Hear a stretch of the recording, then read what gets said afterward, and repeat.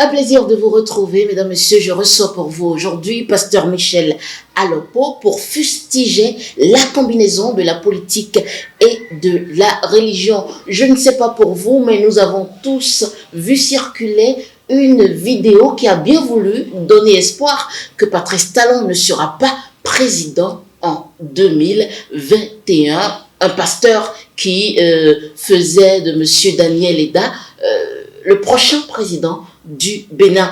Et pour le pasteur Michel Alopo, c'est un coup dur pour l'église évangélique. Et cette prophétie aujourd'hui doit être une leçon pour les chrétiens et les amener à se distancer un tout petit peu de la politique, parce que politique et religion, ça ne fait toujours pas bon ménage. Avant de l'interroger sur la dite vidéo, avant de revenir décrypter cette vidéo, je vous invite à suivre un extrait. I'm seeing you a president. I receive. I am saying this in front of everyone. The whole world is watching this prophecy, so that when it comes to pass, they will know it was not a man doing. You be a president of the Republic of Benin. I receive. The next elections you're having in your country, there is no any other president apart from you. I receive. Je ne voudrais pas attaquer l'homme de Dieu, le prophète Bouchiri, pour cette prophétie qu'il a eu à donner sur mon frère bien-aimé Daniel Eda. C'est pour vous dire que j'étais en Afrique du Sud quand cette prophétie est sortie. J'ai parlé avec Daniel Eda après la prophétie donnée par le prophète Bouchiri. Il faut aussi reconnaître que le prophète Bouchiri a prophétisé sur plusieurs chefs d'État, en l'occurrence l'actuel président Addo pour son premier mandat. Il a annoncé que l'opposition allait gagner les élections. Il a également prophétisé sur Robert Mugabe en annonçant qu'un coup d'État va le renverser et qu'il va perdre le pouvoir. Il a prophétisé également pour l'élection de Donald Trump. Il a fait beaucoup de prophéties sur certains leaders politiques en Afrique australe. Et tout ça, on a vu se passer. On a vu tout ça se passer. Mais ce que j'ai regretté dans la prophétie qu'il a eu à donner à Daniel Eda, c'est que le prophète Bouchiri a été très loin dans son analyse. Il a oublié qu'il est un homme qui n'est pas Dieu. Tout pouvoir appartient à Dieu. L'homme ne peut pas maîtriser les profondeurs de Dieu.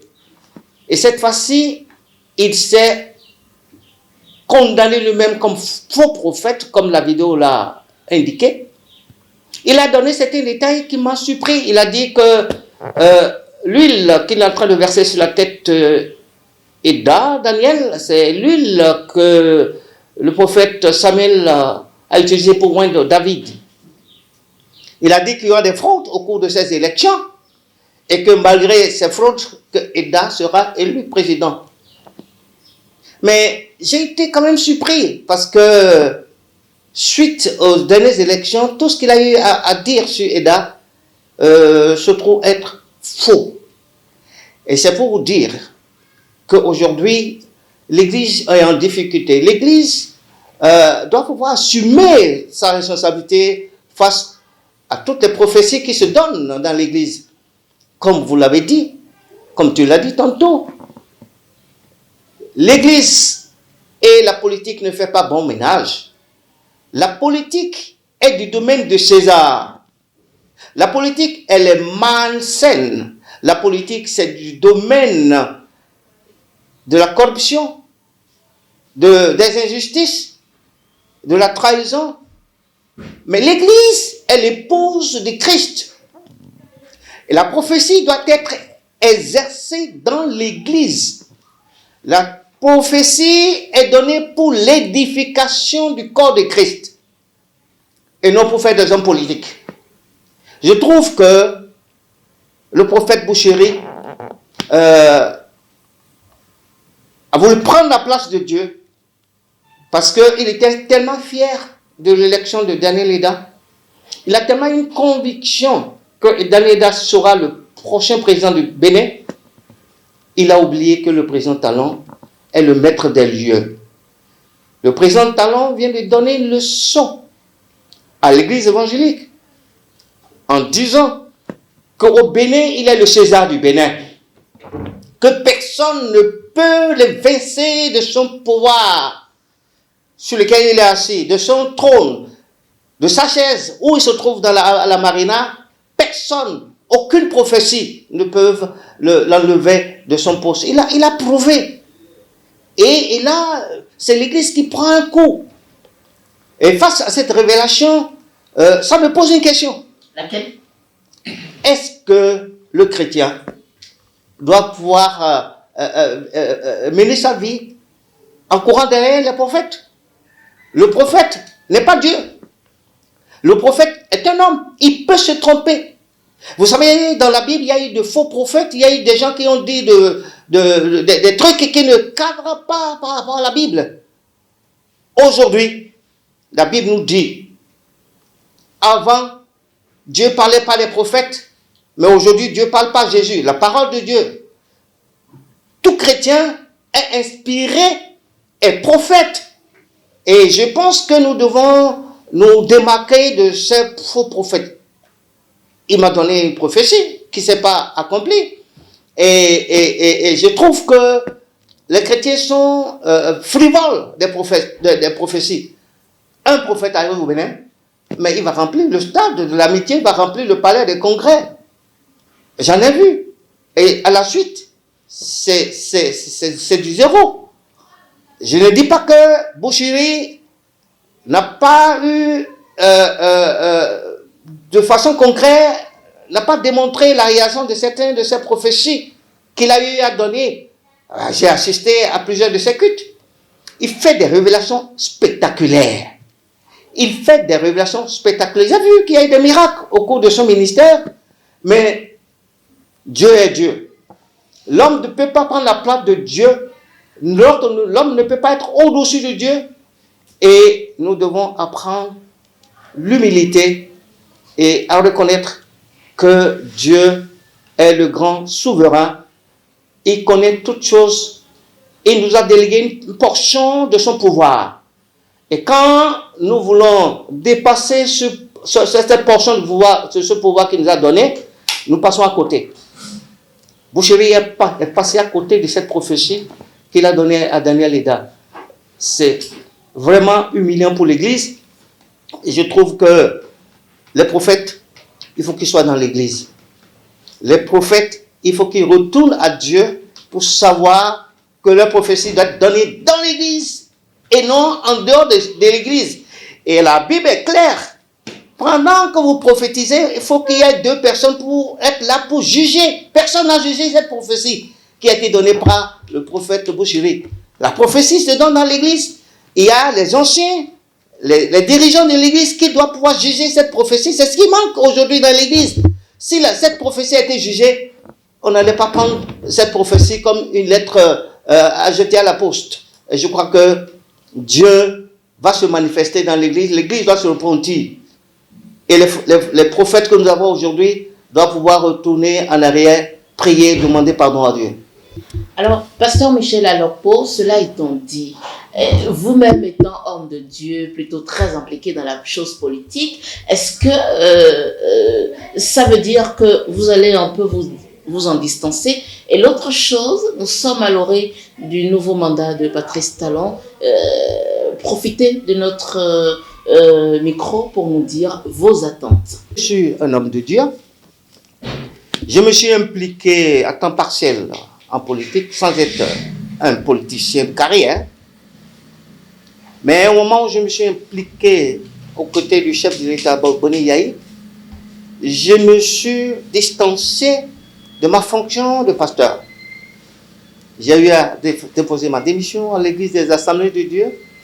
J'ai œuvré aux côtés du président Yahi Boni en tant que leader apportant mes ressources, mon expertise à la gouvernance de le président Boni Yahi. J'ai même écrit une brochure sur la corruption. La refondation, mythe ou réalité. Moi, ma contribution, c'est d'être celle et lumière en tant que cadre au moment où j'ai travaillé avec le président Boni Yaye. Maintenant, nous avons un nouveau gouvernement. Nous pensons que notre rôle, ce n'est plus de nous impliquer directement dans la politique, ni d'être un conseiller d'un chef d'État. Notre rôle, c'est de prier pour le gouvernement en place, parce que la Bible nous a recommandé de prier pour les autorités, ceux qui sont élevés en dignité, pour que nous puissions mener une vie paisible. Vous savez que les gouvernants, ils prennent parfois de mauvaises décisions parce que ils sont pas sous l'onction de Dieu. Un chef d'État qui n'a pas la crainte de Dieu, il risque de commettre des bêtises, il risque de faire de grandes fautes. Et c'est pour cela qu'il est important qu'il y ait des chrétiens qui puissent accompagner les chefs d'État, qui prient pour les chefs d'État. Tous ceux qui sont en pouvoir, qui ont l'autorité dans notre pays et dans le monde, nous devons prier pour eux. C'est notre mission en tant que missionnaire, en tant qu'homme de Dieu. Mais désormais, parce que moi j'ai compris, j'ai eu la leçon, j'ai compris beaucoup de leçons quand je me suis impliqué. Je me suis impliqué aux côtés du chef de l'État, le président Boni Yaye. J'ai appris beaucoup de leçons en politique. Comme je l'ai dit tantôt, la politique, c'est un monde malsain, un monde corrompu, un monde de mensonges. Un chrétien peut-il s'impliquer dans la politique sans être victime ou complice de ces vices, de ce que je viens d'évoquer? C'est compliqué, à moins que vous avez une vocation. Si le chrétien a une vocation, il peut s'impliquer dans la politique. Mais si un chrétien s'implique dans la politique à cause de son ventre, il est à côté de la plaque. Donc désormais, j'ai vu des pasteurs être candidats aux élections. Il a oublié que nous sommes dans un État laïque. C'est quand même suffisamment grave. Il faut que les pasteurs qui veulent s'impliquer à la politique enlèvent leur manteau de pasteur avant de s'impliquer dans la politique, sinon ils commettent un péché grave. Sinon, ils vont induire leurs fidèles dans l'erreur. Sinon, ils vont corrompre l'Église. Je pense que c'est une erreur pour ces pasteurs qui ont déposé leur candidature pour dire qu'ils sont candidats et ils ne pesaient même pas un franc quand ils ont été candidats, mais leur candidature n'a pas été retenue par la commission électorale. Et je pense que l'Église doit rester Église, la politique doit rester politique, le monde de César doit rester aux hommes de César et le monde de Dieu doit rester pour les croyants. Et je suis certain que ce message que je suis en train de lancer, ça va toucher bon nombre de gens. Et la prophétie qui a été donnée par Boucherie, qui est passée à côté de la réalité, doit être une leçon pour les hauts dirigeants de nos églises, pour nos chrétiens qui sont souvent à la recherche de la prophétie pour avoir une vie meilleure. Non. Pasteur Michel, alors pourquoi vous n'avez pas quand même répondu à l'autre côté, à l'autre aspect de ma question, c'est quelles sont aujourd'hui vos attentes du deuxième mandat de Patrice Talon? Mes attentes du deuxième mandat de Talon, c'est la réconciliation non seulement avec la classe politique, mais avec le peuple. Et je l'ai souvent répété parce que quand il est allé en campagne, quand il a fait sa première tournée, il a eu à dire qu'il veut se réconcilier avec le président Boni Yaye, mais cela n'a pas été traduit en actes. Si cette réconciliation avait eu lieu avant les élections, je pense que ce que nous avons vécu comme violence, on n'en serait pas là. Et il faut nécessairement qu'il cherche à se réconcilier avec le président Boni Yaye, qui d'ailleurs était son ami, qui cherche à se réconcilier avec le peuple. Vous constatez avec moi qu'au cours des élections, il y a eu beaucoup d'abstention. C'est une leçon donnée au président de la République qu'une partie du peuple, je ne veux pas dire que tout le peuple, une partie du peuple n'était pas allé aux élections. Mais ça veut dire que le chef de l'État par situation doit se réconcilier avec son peuple. C'est vrai, c'est son dernier mandat. Il a dit qu'il met le dernier mandat pour réaliser du social.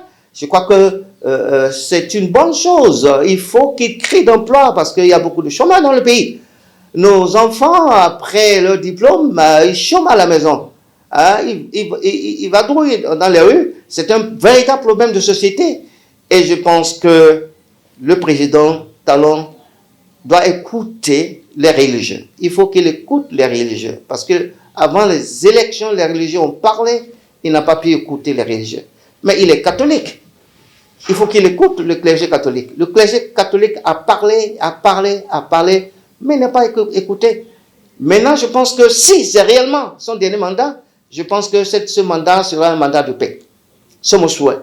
Et que le pays renaît de son cendre et que la prospérité soit partagée. Et je répète encore, ses ennemis d'hier ou ses adversaires d'hier, qu'ils soient au Bénin ou ils soient à l'étranger, il faut une réconciliation nationale. Et voilà qui sert de conclusion parfaite pour cet entretien, pasteur Michel Alokpo, à propos de la politique et de la prophétie, ou de la politique et de la religion, et en même temps, ses attentes du nouveau mandat de Patrice Talon. Merci de nous avoir suivis.